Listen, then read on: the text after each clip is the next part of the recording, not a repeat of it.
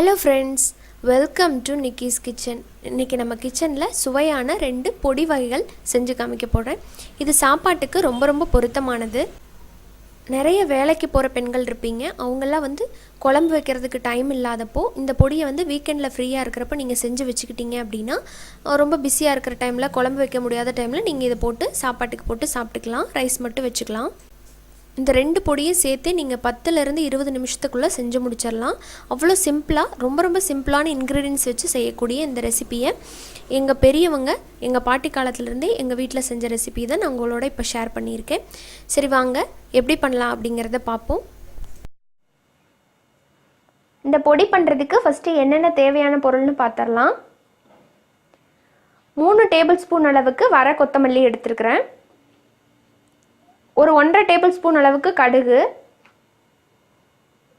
1 table spoon சீரகம், 1 table spoon மிளகு, ஒரு 7லேருந்து 8 பல்லு பூண்டு, ஒரு 10லேருந்து 15 அளவுக்கு நான் சின்னதாக வரமிளகா எடுத்துருக்கிறேன். காரத்தை போல் நீங்கள் கூட்டவோ குறைக்கவோ செஞ்சுக்கலாம். அது கூடவே ஒரு 1/2 கப் காஞ்ச கருவேப்பிலை இலை, இதை நிழல்லையே உலர்த்தி இந்த மாதிரி எடுத்து வச்சுக்கலாம். இந்த உப்பு இந்த பொடிக்கு தேவையான அளவுக்கு நம்ம சேர்த்துக்கலாம். இதை ஒன்றொன்னா நம்ம இப்போ வறுக்க போகிறோம். இப்போது பேன் சூடாயிடுச்சு. இதில் நான் மல்லியை ஃபஸ்ட்டு சேர்க்குறேன். இந்த மல்லி நல்லா வாசம் வர்ற அளவுக்கு நம்ம வறுத்துக்கணும். எண்ணெயெல்லாம் எதுவும் சேர்க்க வேண்டாம், எல்லாமே ட்ரை ரோஸ்ட் தான் பண்ணணும்.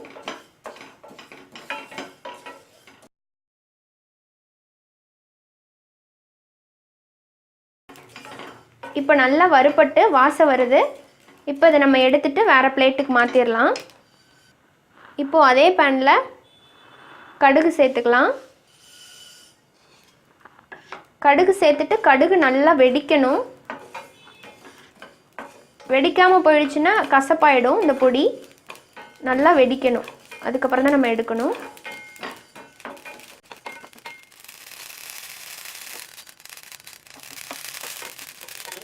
நல்லா இந்த மாதிரி வெடித்ததும் இப்போ இதை நம்ம எடுத்துடலாம்.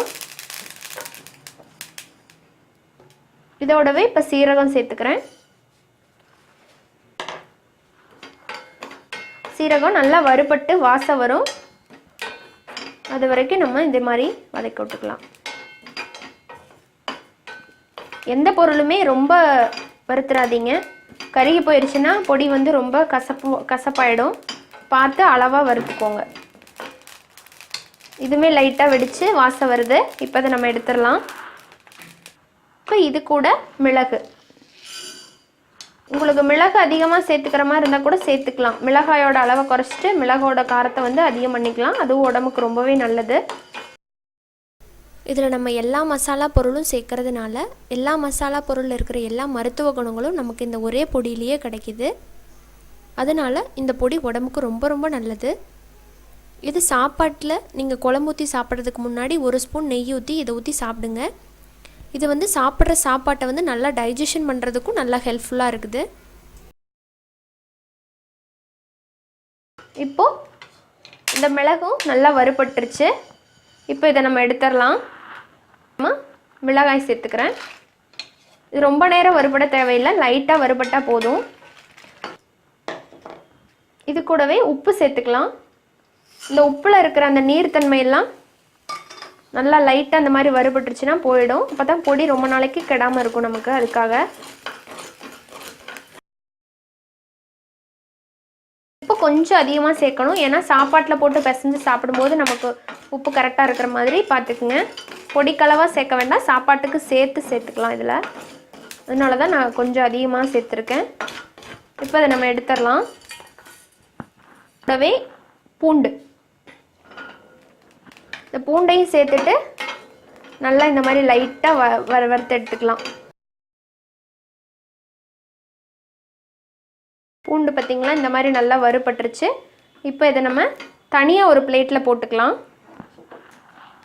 இந்த கருவேப்பிலை ஆல்ரெடி நல்லா உலர்த்தி வச்சுருக்குறோம், இருந்தாலும் சும்மா லைட்டாக ஒரு சூடு மட்டும் பண்ணிக்கலாம். இப்போ நம்ம ஸ்டவ்வை ஆஃப் பண்ணிவிட்டு இதையும் அதே பிளேட்டில் மாற்றிக்கிறேன். இப்போ இந்த பொடிகளில் இந்த மசாலா எல்லாத்தையுமே நம்ம நல்லா ஆற வச்சு நல்லா நைஸ் பவுடராக அரைச்சி எடுத்துக்கலாம். ஏன்னா இந்த பூண்டை மட்டும் இப்போ சேர்க்கக்கூடாது. பூண்டை தவிர மற்ற எல்லாத்தையுமே ஃபஸ்ட்டு அரைச்சிக்கலாம். அந்த மசாலா பொடியெல்லாம் பாருங்கள் நல்லா அரைச்சி எடுத்துட்டேன். இப்போ அதை நல்லா சலிச்சுக்கலாம்.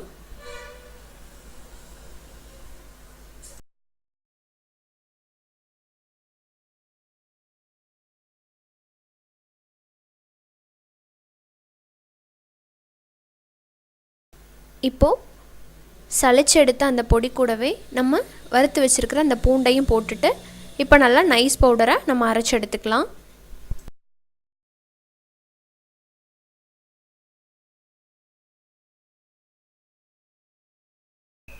இப்போ நல்லா அரைச்சி எடுத்துட்டேன்.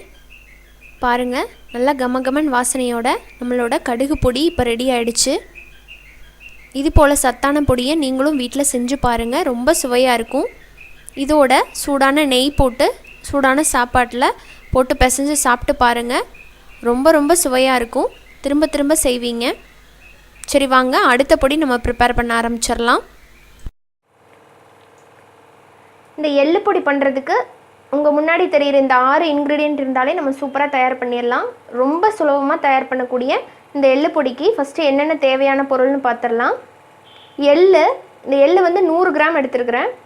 எள்ளை வந்துட்டு வாங்கிட்டு வந்து நல்லா இந்த மாதிரி சுத்தம் பண்ணி எடுத்துக்கங்க. இதில் வந்து கல் தூசி அது மாதிரிலாம் இருக்கும். நல்லா சுத்தம் பண்ணி இந்த மாதிரி எள்ளு எடுத்துக்கலாம். 100 கிராம் எடுத்துருக்கிறேன். அதுவும் இல்லாமல் காய்ந்த கருவேப்பிலை இலை எடுத்துருக்கிறேன். நல்லா நிழல்லையே உலர்த்தி இந்த மாதிரி எடுத்து வச்சுக்கலாம். கருவேப்பிலை இலை அதிகமாக சேர்த்துற வரைக்கும் டேஸ்ட்டும் நல்லாயிருக்கும், ரொம்ப நல்லதும் கூட. காரத்துக்கு தகுந்த மாதிரி வரமிளகா எடுத்துக்கோங்க. நான் வந்து ஒரு 7-8 போல் வரமிளகா எடுத்திருக்கேன். இது கூடவே 2 டேபிள் ஸ்பூன் அளவுக்கு வர கொத்தமல்லி, 1 டீஸ்பூன் சீரகம், தேவையான அளவுக்கு உப்பு. இது எல்லாத்தையும் நம்ம வறுத்தெடுத்துடலாம். பேன் சூடாயிடுச்சு, எள்ளை சேர்த்துக்கிறேன். இந்த எள்ளு வந்து நல்லா வெடித்து வரணும், அப்போ தான் உங்களுக்கு நல்லாயிருக்கும் பொடி. கடுகு மாதிரியே நல்லா வெடிக்கும், அது வரைக்கும் நம்ம இதை வறுத்துக்கலாம். எள்ளு வாங்கும்போது நல்லா கருப்பாக இருக்கிற மாதிரி பார்த்து வாங்காதீங்க, அது ரொம்ப கசப்புத்தன்மை அதிகமாக இருக்கும். இந்த மாதிரி லைட் ப்ரௌன் கலரில் இருக்கிற மாதிரி பார்த்து வாங்கிக்கோங்க.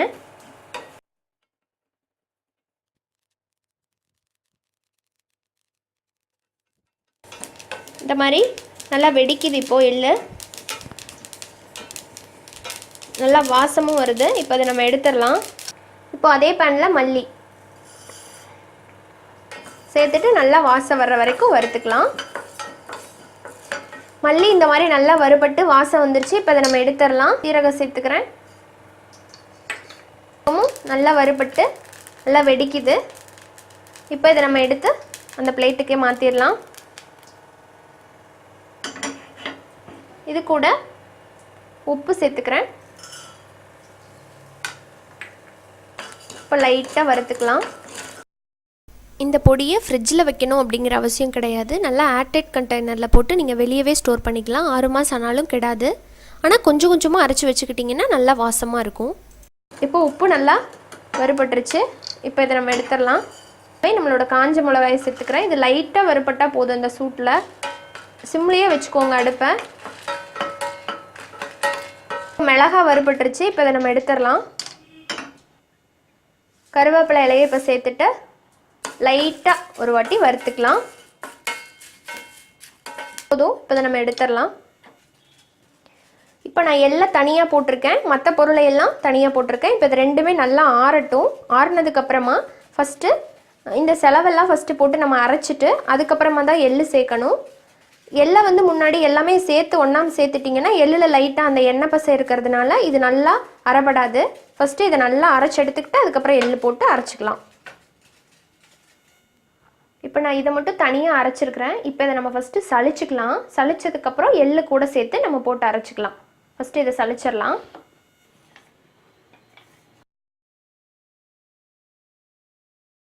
பார்த்திங்கன்னா லைட்டாக சரியாக அரைப்படாமல் இருக்கும். அதனால் இந்த மாதிரி அரைச்சி சளிச்சு ஒரு 2 டைம் அரைச்சி போட்டுக்குங்க. நல்லா நைஸ் பவுடராக கிடச்சிரும். சாப்பாட்டில் போட்டு சாப்பிடும்போது உங்களுக்கு நல்லாயிருக்கும். இப்போ அந்த பொடியை வந்து நல்லா சளிச்சு எடுத்துக்கிட்டேன். இப்போ எள்ளை போட்டு நல்லா நைஸ் பவுடராக அரைச்சிக்கலாம். லைட்டாக உங்களுக்கு ஆயில் இருக்கிற மாதிரி இருக்கும், ஒன்றும் பிரச்சனை இல்லை. இப்போ இந்த பொடியை நம்ம இதில் சேர்த்து எல்லாமே நல்லா கலந்துடுற மாதிரி ஒரு டைம் அரைச்சிக்கலாம். ஒரு சுற்று விட்டிங்கன்னா எல்லாம் நல்லா கலந்துரும்.